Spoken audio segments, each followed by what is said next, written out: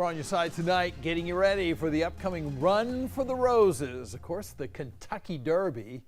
This week marked a milestone, celebrating one of the most accomplished athletes in American history. And guess what? He went his whole career without saying a word. Yeah, this year marks 50 years since Secretariat became a Triple Crown winner. That was 1973.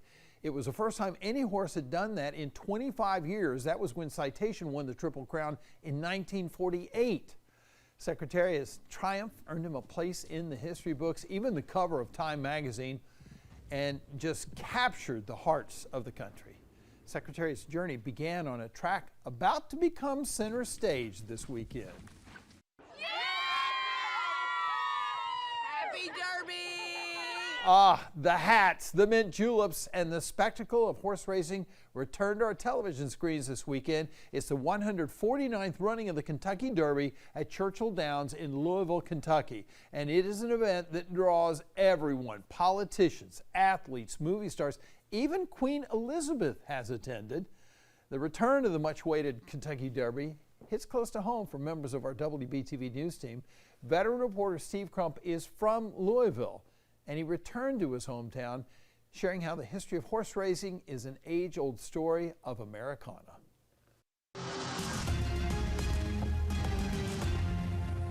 Here at Churchill Downs, they have been running the Kentucky Derby for 149 years.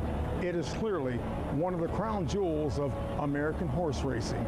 However, there are two other events that make up the Triple Crown, that being the Belmont Stakes as well as the Preakness. And when you look at the timeline of American horse racing, the Kentucky Derby is clearly the baby of the bunch. Embracing colorful pageantry connected to such a spectacular event is an expected springtime ritual.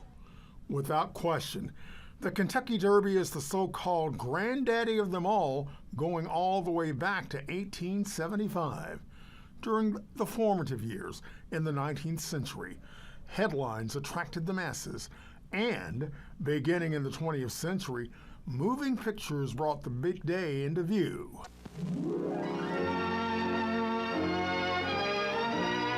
Here is Churchill Downs. By the 1950s, Churchill Downs drew its share of well-known and international visitors. And celebrities, yes, the Duke and Duchess of Windsor are among the headliners. While the race at Churchill Downs turns 150 years old next year, it's not the oldest Triple Crown event.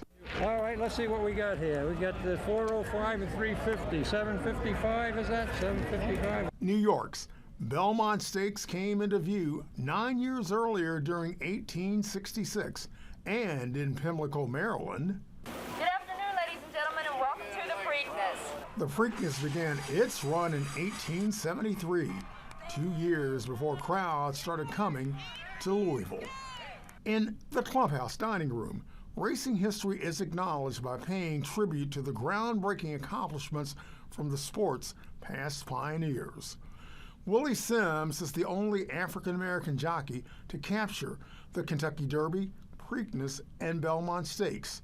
He did it in the same era that brought us the heroics of Isaac Murphy and Jimmy Winkfield. And in 1898, when Plaudit won the Kentucky Derby, the image of Sims made it onto the pages of the Courier Journal.